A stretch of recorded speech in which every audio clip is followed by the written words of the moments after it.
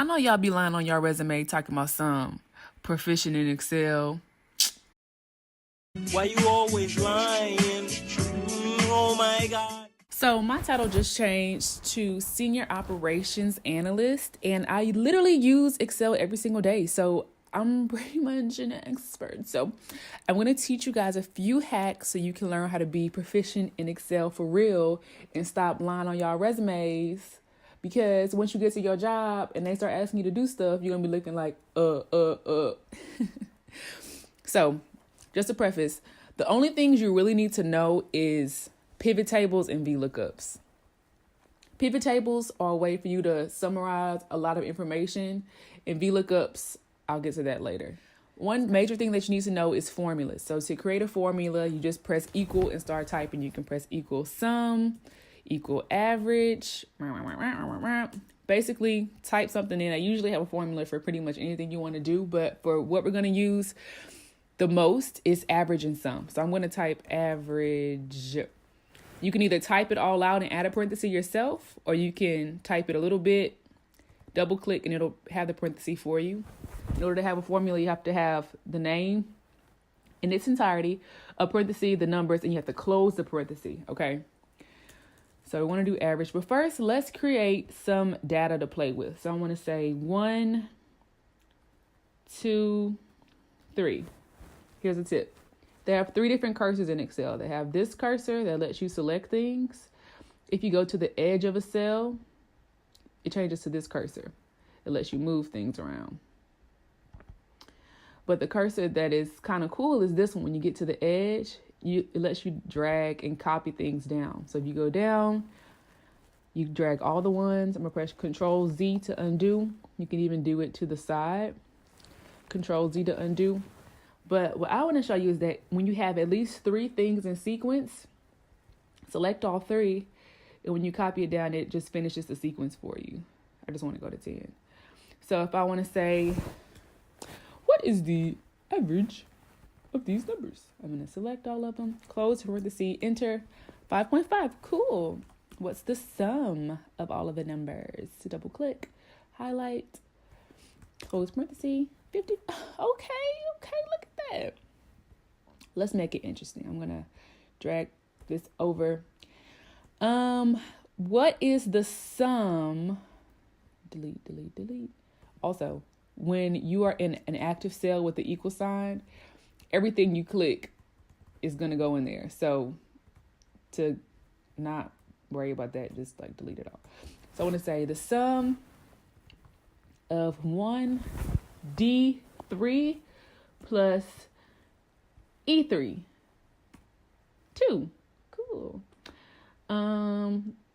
Let's copy that down. So here you have D2 plus E2. I said D3, E3. You have D2, E2. Cool. D3, E3. Cool. Ooh. D4, E4. Cool. Let's say that I just want to add D2 plus everything else. This is very important. To lock something in, you put a $sign in front of it. So I want to say only add, when I copy my formula down, like don't move stuff around. I just want it to be D2 plus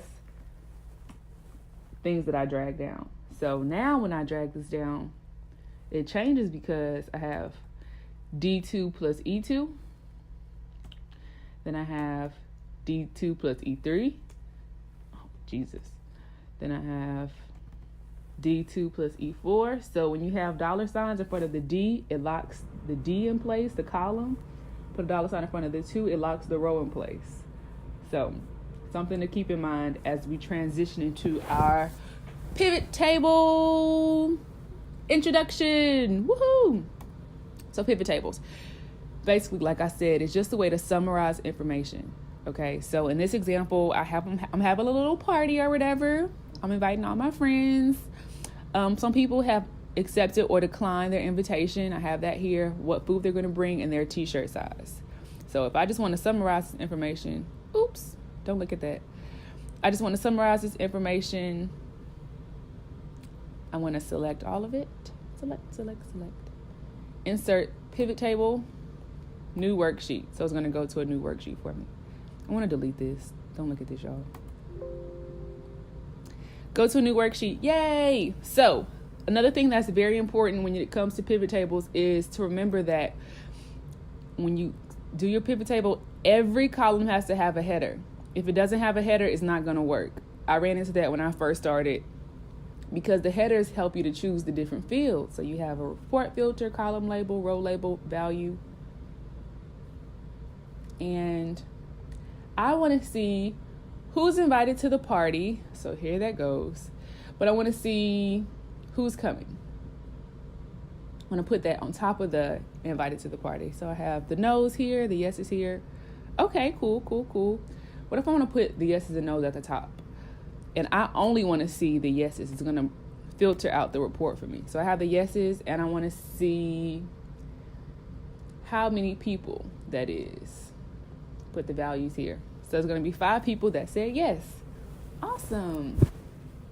What if I want to see what food they're going to bring? I want to put that here. So Bria's bringing cake. Joe's bringing chips. What if I want to see what t-shirt sizes they wear? Because I'm having those t-shirts made that say like the fun friend, the turn up friend, the cool friend. I'm getting those shirts because that's how we do. And I want to see that. So I'm going to throw it out. And I want to put my t-shirt size above here just to see what it looks like. Okay, I like how that looks. Let me move these around. I want the small to be up here, medium, large. I can even, collapse those. So I have 2 people getting a large, 1, 1, 1, 5. Okay, awesome. See if I put it over here. It's kind of ugly. I don't like the way that looks. Whoa, it's getting crazy. So out of the yeses, who's wearing mediums? Bria, and she wants cake. So very intuitive, like not anything super difficult. You just kind of play around with it until it looks like how you want it to look. That's a very minor version. What I usually do involves a lot of information. So this is one of the data sets that I use, and I changed the names around and made it so I won't get fired. But in this data set, I have, 51,000 rows. And so this is where pivot tables really come in handy because it summarizes all the information for you. So again, I'm going to select my whole table. I'm going to go Control Shift right down. That selects everything for me. Insert pivot table, new worksheet, fine. Thank you. And in this example, I have some groups, blue, red, and green. Side note, if you want to filter something, you literally just select the headers and you go to report filter. So I have these 3 groups, and they have some employees, and they raised money for a fundraiser. And they raised money each month in 2018. This is the amount of money that they raised. So I want to see which group raised the most money. I'm going to put my groups here. I'm going to put my money raised here for values. And this is money, so I'm going to select this and change it to dollars. I'm going to go up here to the end and double click to make sure that all the numbers fit and are visible.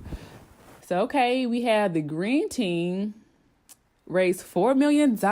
Okay, dang, I was cutting up. Let's see who those people are. Employees. Let me move that into the group column.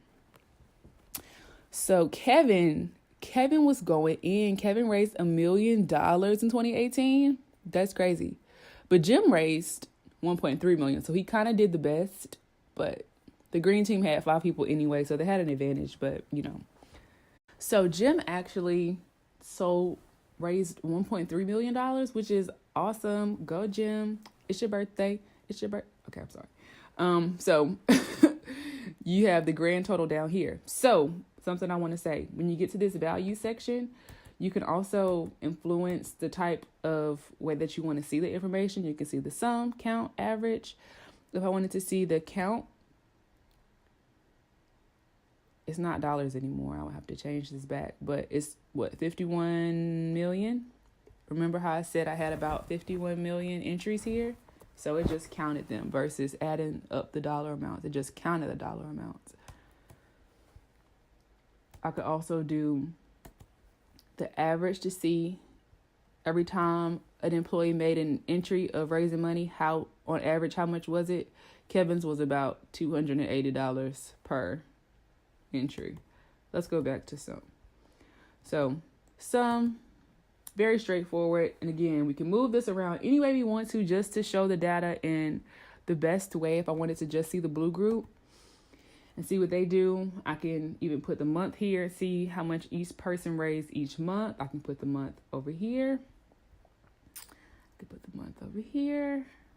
Literally, it's all about preference. So however you want to see it, whatever you want to do, whatever looks the best, you know, that's what you do, to be honest, at the end of the day. I use a lot of the rows. I usually do stuff in rows. That's hideous. Ugh. This is kind of cute. Very straightforward. And it even totals everything up for you. So you don't have to do a lot of math. Let's talk about VLOOKUPs now. So I'm having this party, right? But I also have another list somewhere that says how much money these people owe me, because at the end of the day, if you owe me money, like, you may or may not be able to come to my party. So I need to know how much money these people owe me. I have a list here with how much money people owe me. How convenient, right? So I have each person spelled the exact same way here as they are here. Very important, because it has to be spelled the exact same way, look the same exact way. If this has a space behind Bria, this needs to have a space behind Bria as well. Like, it has to be the exact same, or else it won't be able to find it. But I'm going to put this information, because it's linked to this information, on this table, because they have a unique identifier, which is the name. So in order to do a VLOOKUP, I want to do my equal sign starter formula, VLOOKUP. I want to look up Bria's name, comma, in this table.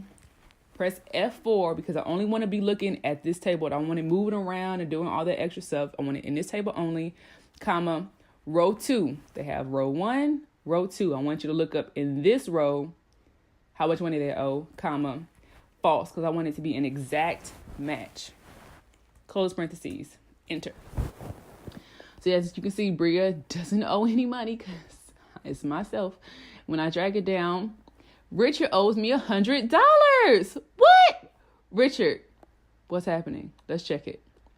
Richard, owes $100. And you see, it doesn't have to be in the exact same order. It could be in any order. The VLOOKUP is basically saying, where is Richard's name? And here's Richard's information. Richard, man, you got to do better. So let's just play around with this for a little bit.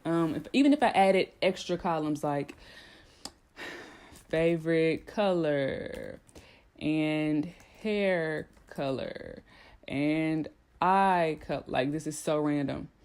Now I want to say black, blue, green, orange, red, green.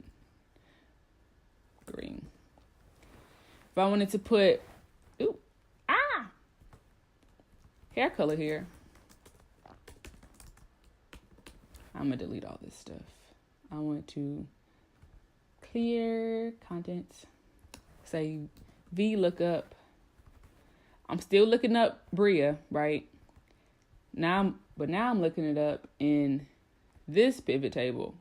Not pivot table, Lord have mercy. This table, I don't even have to include eye color. I'm just going to do it to here. F4 to lock it all in, comma, column 1, 2, 3, 4, column 4. And I want it to be, see, look, it isn't right because it's supposed to show me true or false, but it's on column index number. This has deleted my first entry, which is my name. The A2 from the first page is gone, so I have to delete all of this stuff. Let's start over, because literally when you do the VLOOKUP, these things help you to know where you are. So it got messed up. My lookup value is here, A2. Okay. Now my table that I wanted to look up in is here. F4 to lock it in. Column 1, 2, 3, 4. Column 4. See, the first time I didn't do this. That's how I know it was off. False. Close parenthesis. Yay. And I have hair color. This is very pointless. But I just want to show you what it's like when stuff is in different columns. You can still do it. It's pretty straightforward again. So, VLOOKUPs, pivot tables. Very easy. Extremely easy. Like I said, I am a senior analyst. Analyst means I analyze things. And this is what I do 90% of the time is VLOOKUPs and pivot tables. It's not that deep, y'all. Like, it's so easy. If you have any questions or concerns, let me know. Thank you for watching this episode of Per My Last Email, TTYL. Bye-bye.